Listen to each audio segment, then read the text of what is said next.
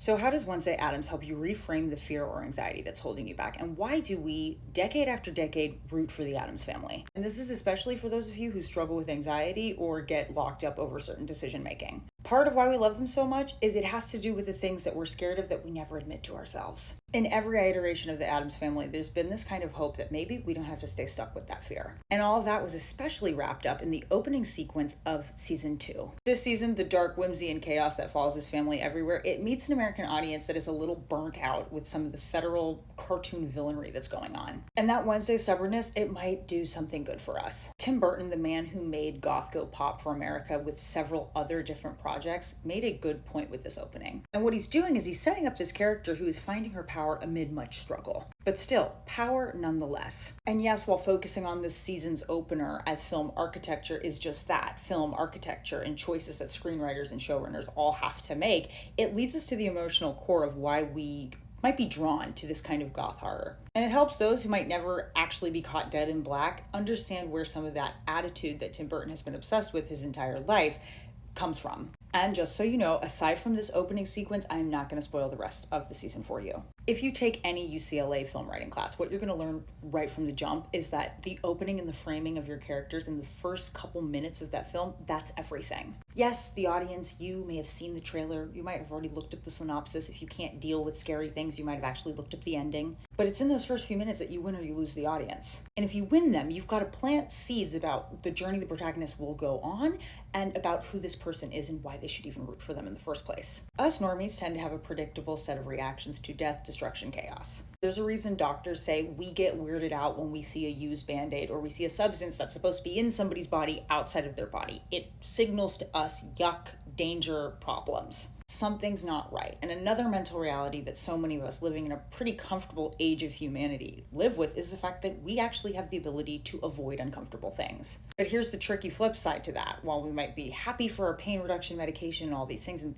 that's even a civil rights issue and how those are not significantly, fairly, equitably distributed, we do end up culturally avoiding things we should actually confront head on. And coddling that fear or discomfort in the wrong places, it can blow up our lives. There is still something powerful about mastering detachment, about being able to move forward, about being able to plot around something that's uncomfortable for you. Different forms of stoicism or detachment can help us not be over-identified with or be overcome and overwhelmed by our emotions and feelings. It's recognizing that just like the Addams family, psychologists have recognized that we have our own internal family system of selves. This is an evidence-backed framework that psychologists use when they're helping individual people get acquainted with parts of themselves that they've exiled or shut down. People use the internal family systems method because instead of being overwhelmed by some of your emotions, you're actually empowered to meet and treat the different parts of you that need attention. Jenna Ortega's character, Wednesday, she's not a new one. Young or old, audiences throughout the decades have come to know this family, and they come to the show with their own type of cultural baggage or context. In other words, we might think we already know them. They're kooky, they're strange, they're offbeat, and this can be both a gift and a curse to the showrunners. This is a spin-off, after all. It's focusing on not just the hijinks of the entire family, but this growth and evolution of this young child who's now a young teen at a boarding school, and a young woman at that. Wednesday's no longer a child that's living at home. She's a high school student coming into her own. In the late 1930s, Charles Addams introduced what would become this more fleshed out version of the Addams family through his cartoons. This was long before MGM put this family on small screens everywhere in the 60s.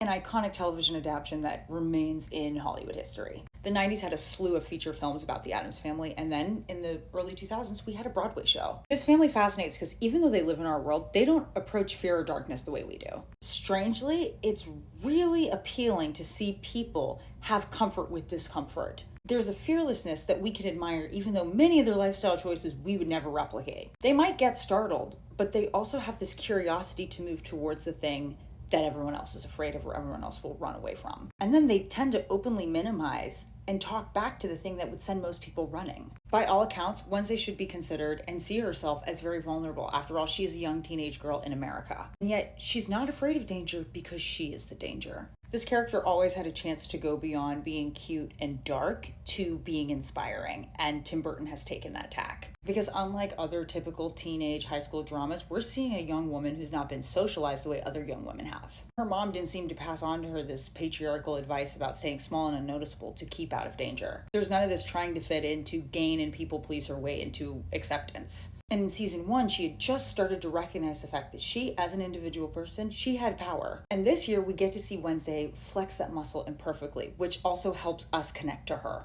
She spent her last days of summer hunting a hunter. She set in her sights this greasy serial unaliver, and she got him. With an unflinching confidence, she allows herself to be kidnapped, turns the tables on him, and gets him for herself. The spree is over. And yes, does the Addams family have very different wacky ways of facing their life? They absolutely do, but they have an allergy to avoidance. They avoid nothing. Well, not everything, which is where some of the drama comes in. But the point being is that Wednesday, who still startles at times like the rest of us, doesn't let her first emotion dictate her final choice. There's a saying that our first response to anything, that's our socialization. But our second response, the choice we make, that's our character. And our character is something we can choose and develop.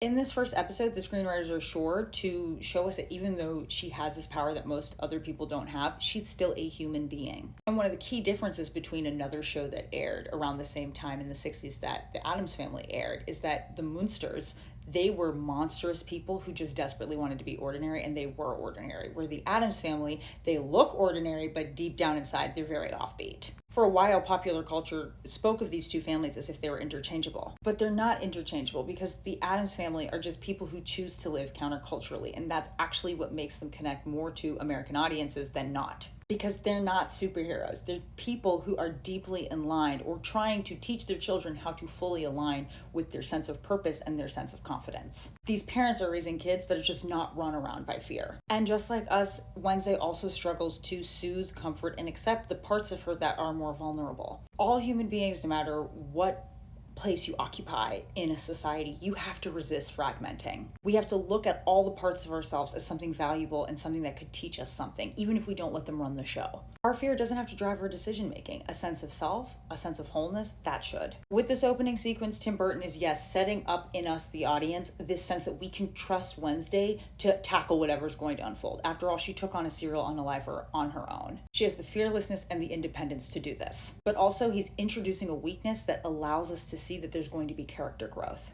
Will Wednesday lean on her mother's wisdom? Will the warning secrets of another woman in her family who flamed out be of any use to her? Will Wednesday be able to protect both her power and the women in her life? Will she resist the type of fragmentation that seems to give us strength but is ultimately weakening? Yes, are these questions about a black-clad teenager at a fictional boarding school? Absolutely. But their narrative power is found in the fact that it's about our hopes and dreams and the things that make us anxious. The parts of ourselves that we fear, the imperfect parts of our lives that we'd rather not talk about. And the shaky way we start to flex our strengths and power as we find them as we grow. I hope that if you partake in part 1 and part 2 of this for the fall season, that you enjoy the tidiness and the brilliance of Tim Burton's narrative structure, but that you also think about the ways this actually does apply to your own life. The very fears we avoid, they might have something to tell us. You don't get to choose what scares you, but you sure do get to choose how you rise to it. If you're watching this season, let me know.